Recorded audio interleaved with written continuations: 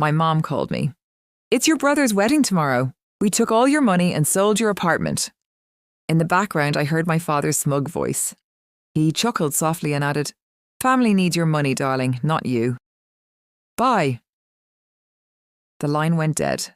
For a moment, I simply stared at my phone, waiting for the shock to settle, for anger to rise, for tears to fall, but none of it came. I laughed.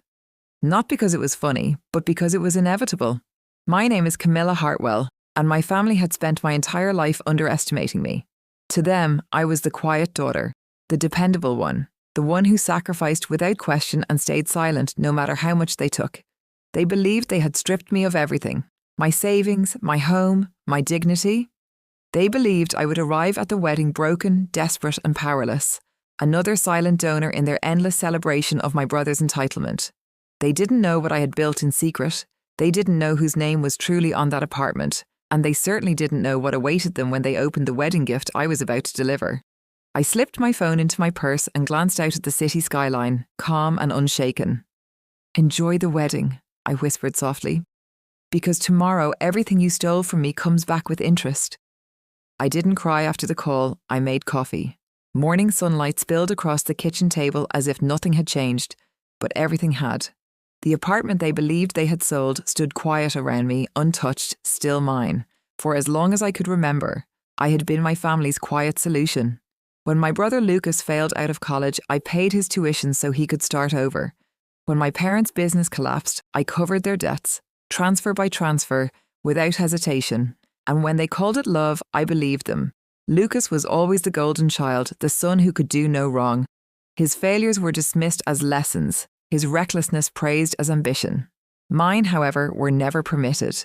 I was expected to be responsible, dependable, invisible. "Family takes care of family," my mother used to say, but somehow that promise only flowed in one direction.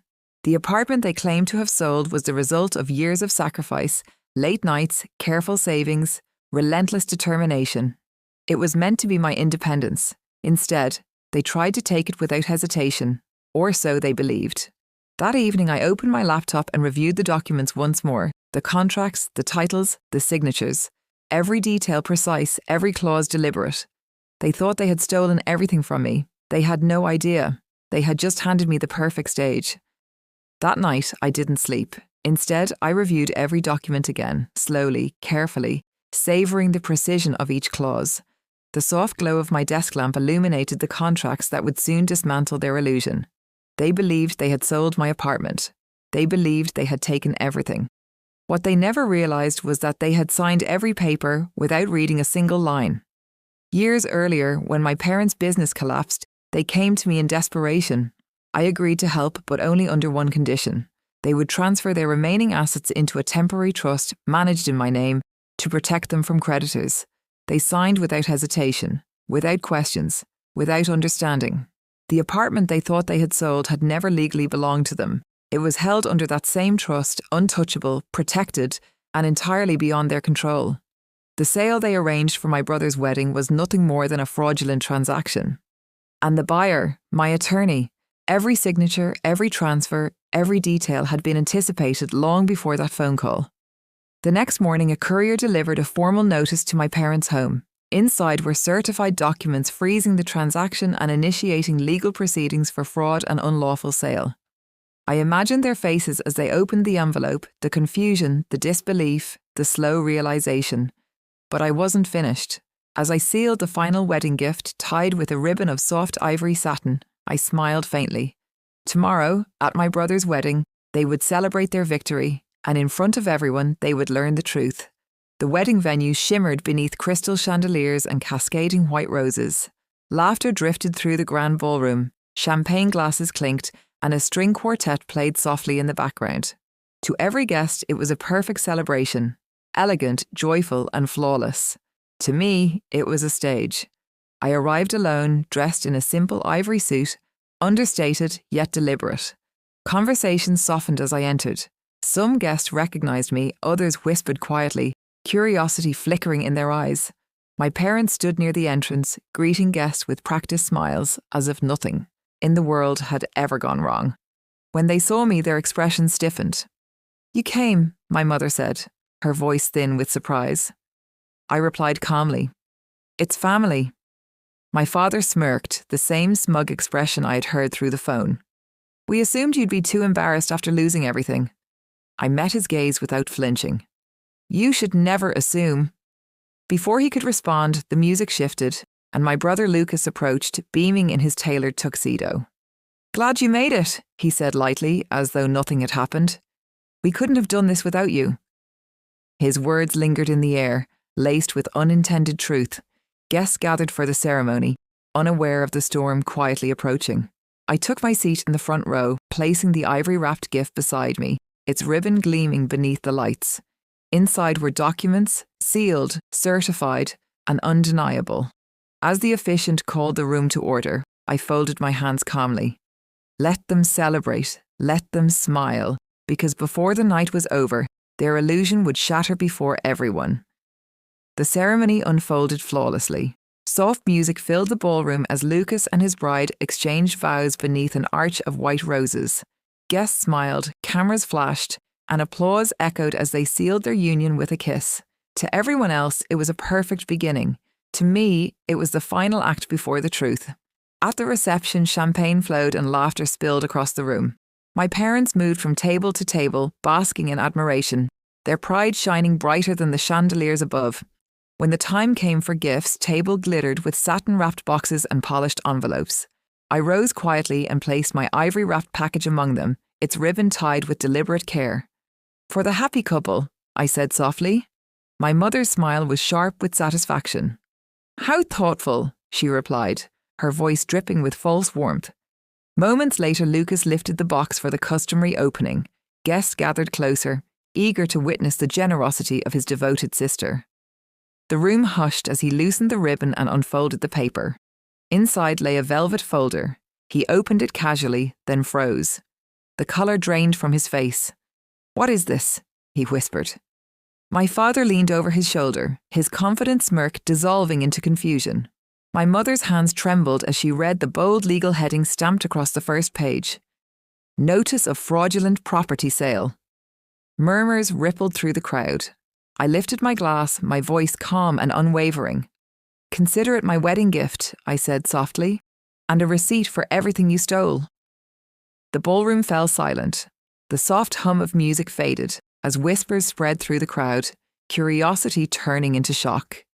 Lucas stood frozen, the velvet folder trembling in his hands. My father snatched the documents, scanning the pages with growing disbelief, while my mother's face drained of colour. "This is absurd," he snapped, his voice tight with anger. "You're trying to ruin your brother's wedding." I met his gaze calmly. "No, I'm correcting a mistake. You're a kiss-ass. You're a money earner. Stay in your lane, Mom." Lucas's bride stepped back, confusion clouding her expression. "What's going on?" she asked quietly. No one answered. My father's voice rose, sharp and defensive. "These papers mean nothing. That apartment belonged to us." "Did it?" I replied gently. At that moment, the ballroom doors opened. 2 uniformed officers entered, accompanied by my attorney. Their presence cut through the room like a blade. Conversation ceased, and every eye turned toward them as they approached the gift table. "Good evening," my attorney said calmly. "We're here regarding the unlawful sale of a property held in trust. I might hear in cheating no money or why." Gasps echoed through the hall. My mother's hands trembled. "You wouldn't dare." "I already have," I said quietly. The officer stepped forward. "Mr. and Mrs. Whitmore, you are required to accompany us for questioning regarding fraud and misrepresentation." Lucas staggered back, the documents slipping from his fingers. The celebration dissolved into stunned silence as reality shattered around them. My father stared at me, fury and disbelief warring in his eyes. "How could you do this to your own family?" I lifted my glass, my voice steady and unshaken. "You did it first." And at that moment, their perfect wedding became their public reckoning. The ballroom never recovered from that moment. Whispers rippled through the guests like a sudden storm. Some stared in disbelief, others turned away, unwilling to witness the collapse of a family disguised as perfection. Lucas's bride stood frozen beside him, her bouquet trembling in her hands as reality settled over her wedding day. "What did you do?" she whispered to him. Lucas said nothing. My parents were escorted toward the exit, their once proud posture reduced to silence and humiliation. Others' eyes brimmed with tears, not from sorrow, but from the slow realization that control had finally slipped from her grasp. My father avoided my gaze entirely, his arrogance dissolving into quiet defeat. The music stopped, the laughter vanished, and the celebration ended in silence. Lucas approached me at last, his voice unsteady. "You didn't have to do this today," he said, anger laced with desperation. "This was my wedding." I met his eyes calmly. "You took my home to pay for it." His shoulders sagged, the truth weighing heavier than any accusation. "I thought you'd forgive us," he murmured. "I did," I replied softly, "until you mistook forgiveness for permission." He lowered his head, unable to answer. As I turned to leave, guests parted silently, their whispers fading behind me. The grand ballroom, once filled with celebration, now stood as a monument to shattered illusions. I walked toward the exit with steady steps, the ivory ribbon from the gift still resting in my hand. Their victory had lasted a day. The truth would last forever. The night air was cool as I stepped outside the venue.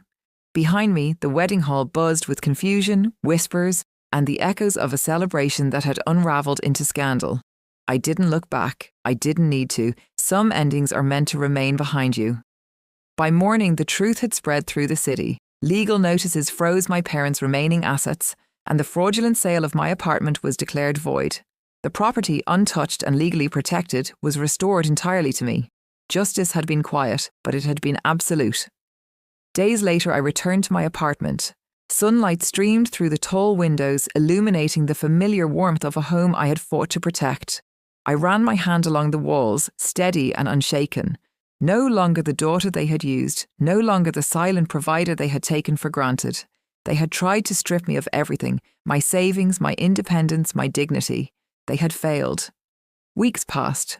My parents' trial moved forward, and Lucas's marriage, built on deception, collapsed beneath the weight of truth.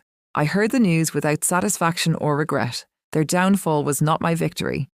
It was merely the consequence of their choices. One evening I stood on my balcony, the city lights shimmering below. The air was calm, the silence peaceful. For the first time in my life, I belonged only to myself. They had taken my trust. They had taken my loyalty, but they had never taken my strength. And as I turned back inside, closing the door behind me, I realised the life they tried to steal was the one I had built to keep. It is very cute. I think you've done a really good job.